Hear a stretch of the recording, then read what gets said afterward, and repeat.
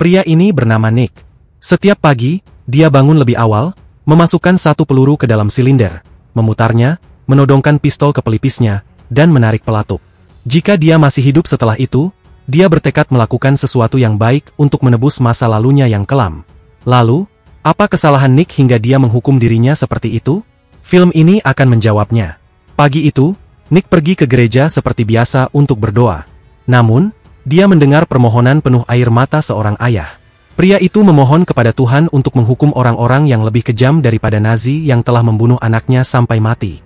Keadilan tidak ditegakkan, dan ketidakadilan itu terasa sia-sia. Permohonan itu menggerakkan hati Nick untuk meninggalkan gereja. Dia mulai mengikuti jejak orang-orang yang mengambil nyawa anak tersebut. Ketika menemukannya, dia menyaksikan adegan yang lebih brutal daripada mimpi buruk. Kejahatan yang begitu biadab hingga Hitler sekalipun mungkin akan merasa malu.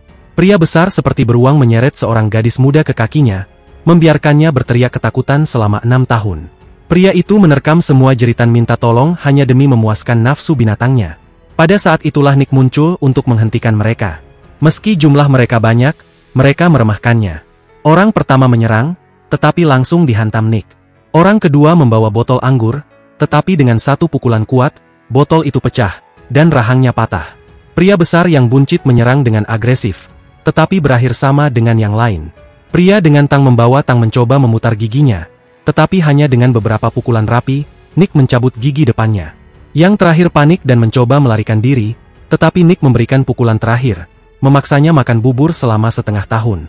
Setelah itu, Nick kembali ke gereja untuk bertobat, lalu naik bus untuk melanjutkan perjalanan mencari perbuatan baik lain demi menebus hidupnya. Tujuan berikutnya adalah sebuah gereja di dekat pantai, tempat dia menyewa kamar dan bersiap untuk misi baru. Namun, jika Nick adalah sosok yang berani, pria berkacamata dengan rambut panjang adalah perwujudan kematian. Mereka adalah musuh bebuyutan. Pria ini memiliki hobi menyiksa orang dengan kejam, baik secara mental maupun fisik. Salah satu permainan sadisnya adalah menggantung korban pada tiang, menuangkan bensin di sekitar mereka, lalu meletakkan pistol di tangan mereka. Dia menikmati melihat korban menghadapi pilihan akhir dalam keputusasaan dan kepanikan. Korban hanya punya dua pilihan kejam, bunuh diri untuk mengakhiri hidupnya atau bertahan dalam api yang membakar seperti babi. Mengetahui bahwa bunuh diri adalah dosa yang tak terampuni bagi seorang penyembah Tuhan, pria itu mencoba bertahan, tetapi api yang mengamuk dengan cepat melahap tubuhnya. Akhirnya, tidak mampu menahan rasa sakit yang luar biasa, dia menyerah pada penderitaan itu. Keesokan paginya, Nick tiba di tempat baru dan pergi ke gereja setempat.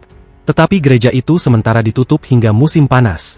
Tidak patah semangat, dia berjalan-jalan untuk berkunjung. Saat itu, dia melihat seseorang dengan gerakan mencurigakan menyembunyikan sesuatu di bawah patung Yesus dan segera pergi seperti pencuri. Melihat tindakan aneh itu, Nick memutuskan diam-diam mengikutinya. Sementara itu, Stephen, seorang pria berbaju putih, sedang bertemu dengan seorang pengedar narkoba lokal. Namun, karena perbedaan bahasa, percakapan mereka menjadi kacau.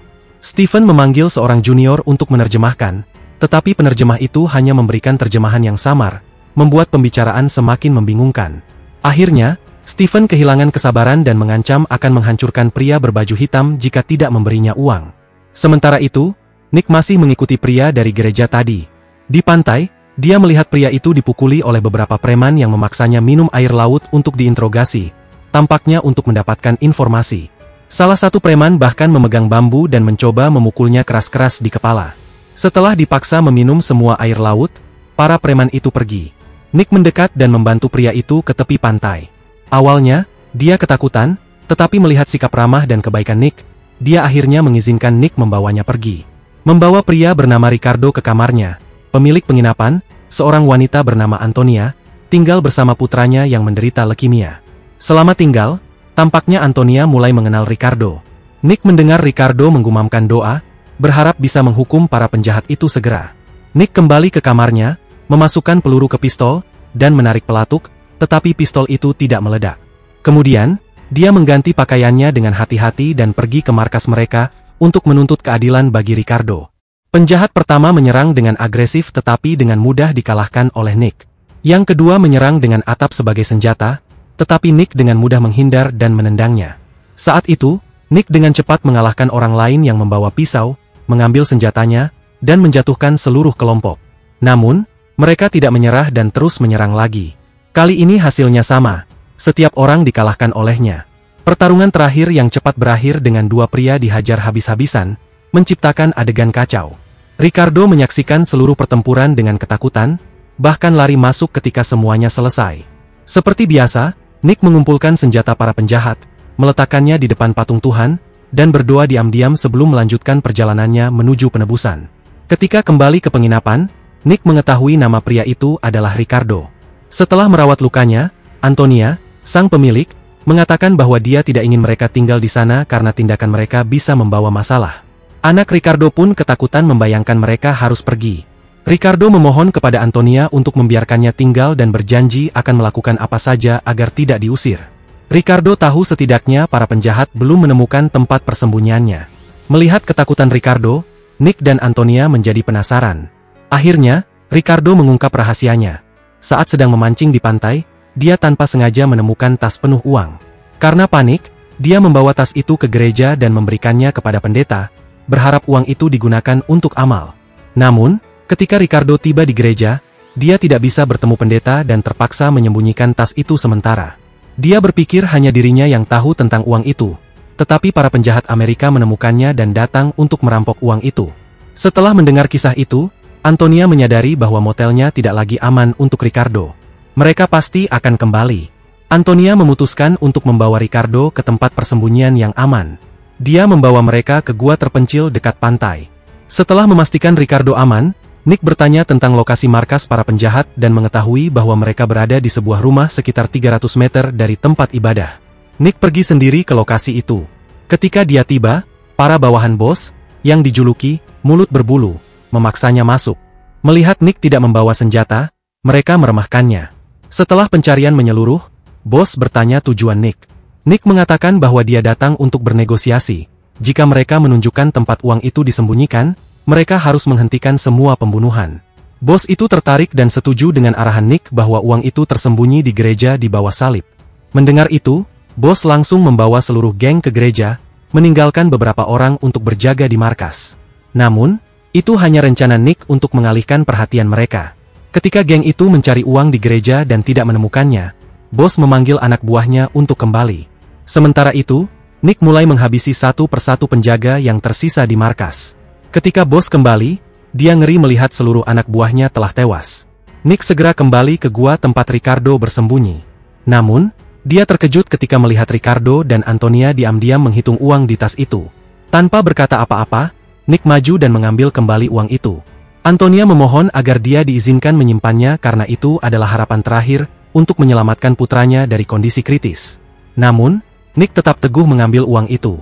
Ketika mobil berhenti di depan pantai, kenangan menyakitkan dari masa lalu membanjiri pikirannya, gambar istrinya yang tercinta. Rasa sakit saat kelahirannya membuat Nick berhenti dan merenung, terjebak dalam kenangan yang tidak bisa dihapus. Nick merasakan cinta tanpa syarat seorang ibu kepada anaknya, dan pada saat itu, ia memahami bahwa ada hal-hal yang lebih penting daripada semua yang pernah ia lakukan sebelumnya. Dengan pemikiran itu, Nick memutuskan untuk kembali dan menyerahkan uang kepada Antonia agar ia bisa menyelamatkan nyawa anaknya. Antonia sangat bersyukur, meskipun Nick tetap mempertahankan ekspresi dinginnya seperti biasa. Setelah menyerahkan uang itu, Nick pergi membawa semua barang yang ia kumpulkan setelah eksekusi pesta tersebut dan menuju sudut gua tempat ia bekerja. Ricardo tidak bisa memahami tindakan Nick dan menganggapnya gila. Hingga ketika Nick menodongkan pistol ke kepalanya, Ricardo panik, berpikir bahwa Nick ingin bunuh diri. Namun, meski Nick ingin mengakhiri hidup yang penuh rasa sakit itu, kematian sekali lagi melupakannya. Nick terus hidup untuk 1 hari lagi.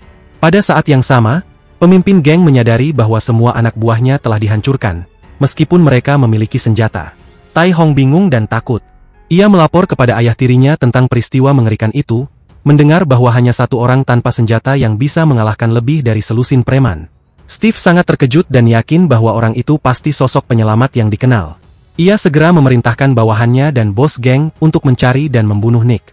Sementara mereka mencoba menghancurkan Nick, ia terus mengikuti mereka dari jauh, mengetahui bahwa mereka sedang mempersiapkan transaksi besar. Nick sabar mengikuti setiap langkah mereka hingga ia menemukan lokasi di mana mereka sering melakukan transaksi. Saat konfrontasi semakin dekat, suasana semakin tegang ketika salah satu anak buah geng menemukan Nick dan langsung mengejarnya. Namun, Nick bersembunyi di balik dinding, memanfaatkan elemen kejutan untuk menyerang lawannya. Pertarungan itu tidak mudah. Meskipun Nick berhasil menjatuhkan senjata lawannya, mereka saling menyerang dengan brutal. Dengan kekuatan dan keterampilan, Nick akhirnya mengalahkan lawannya dengan menghantamkan tubuhnya ke mobil tua terdekat. Namun, ia tahu bahwa memasuki markas mereka saat itu hanya akan menjadi misi bunuh diri. Ia memutuskan untuk kembali ke gua di tepi laut untuk melindungi dirinya sendiri. Ricardo dan Antonia melihat sikap dingin dan misterius Nick. Mereka tidak memahami siapa dia, dan rasa takut tidak hilang. Ricardo mengakui bahwa Nick adalah penyelamat hidupnya tetapi juga seseorang yang tidak bisa ia pahami. Ia tahu bahwa kalung yang dikenakan Nick adalah tanda dari mereka yang telah melakukan banyak hal buruk dan membutuhkan penebusan. Namun, Antonia melihat Nick secara berbeda. Baginya, Nick hanyalah orang biasa yang berbeda karena sifatnya yang pendiam. Ia ingin lebih dekat dan memahami Nick, tetapi ketika tangannya menyentuh Nick, mimpi buruk dari masa lalunya kembali menghantui. Ingatan tentang Bravo, malaikat maut yang kejam, dan apa yang ia lakukan pada istrinya kembali muncul. Nick teringat bagaimana Bravo menyiksa istrinya dengan tang brutal, menikam tubuhnya dengan besi panas sementara Nick hanya bisa berdiri tak berdaya. Bravo memberinya dua pilihan, menyaksikan istrinya disiksa hingga mati atau menembaknya sendiri. Sang istri, yang sedang mengandung anak mereka, menjadi pusat kenangan menyakitkan yang terus menghantui Nick. Rasa sakit itu membuatnya tidak pernah bisa hidup dengan damai. Dengan dendam yang membara, Nick melanjutkan perjalanannya, mengikuti jejak musuh-musuhnya, meninggalkan peluru berbentuk kalajengking di tempat kejadian untuk menandai aksinya.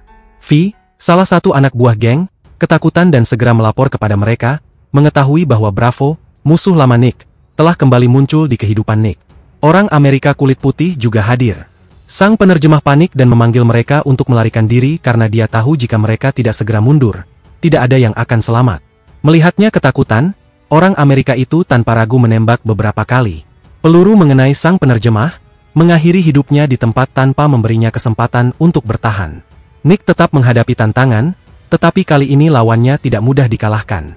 Seorang pria dengan mulut berbulu muncul dengan penampilan tangguh dan sulit dikalahkan seperti bawahan sebelumnya.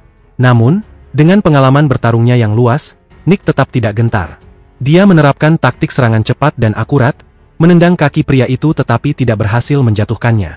Maka Nick memutuskan mengubah taktiknya, berfokus pada titik lemah lawannya, mengincar perutnya, dan melancarkan tendangan kuat. Serangan bertubi-tubi membuat pria bermulut berbulu itu kebingungan, dan meskipun dia mencoba melawan, pada akhirnya dia tidak bisa menahan kekuatan dan tekad Nick. Dengan pukulan fatal, Nick menjatuhkannya hingga roboh ke tanah. Meskipun mereka memiliki senjata kuat dan jumlahnya banyak, kehadiran Nick seperti badai membuat mereka tidak mampu melawan. Anak buah mereka cepat dikalahkan, dan para korban yang disekap di bengkel Maithui diselamatkan. Setelah menyelesaikan konfrontasi itu, Nick melanjutkan perjalanannya untuk membersihkan semua bahaya, bukan hanya demi balas dendam, tetapi juga untuk menyelamatkan orang-orang tak bersalah dari kekejaman para kriminal.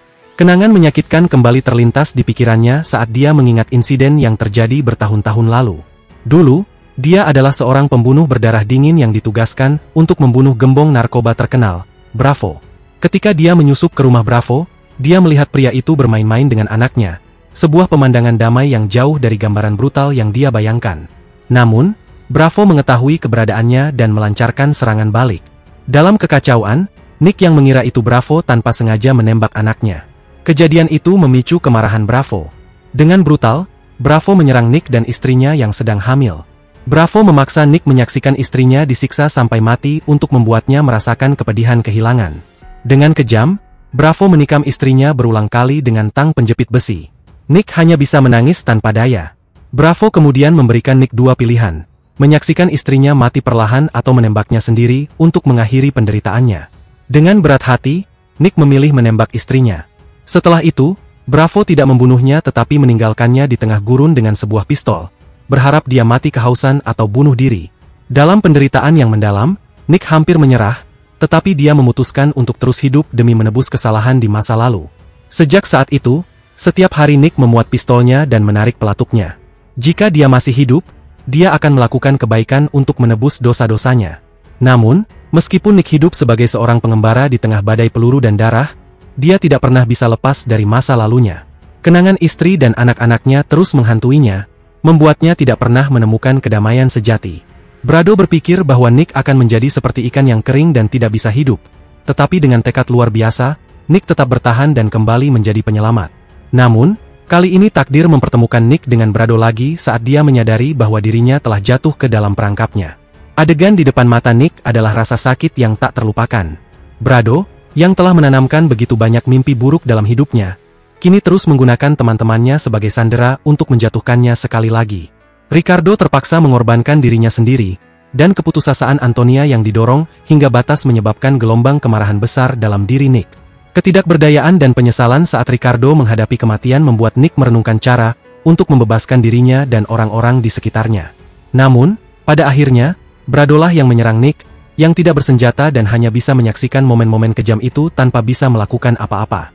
Rasa sakit yang luar biasa karena tidak mampu melindungi sahabatnya dan kegagalan menyelamatkan Antonia membuatnya merasa benar-benar tak berdaya.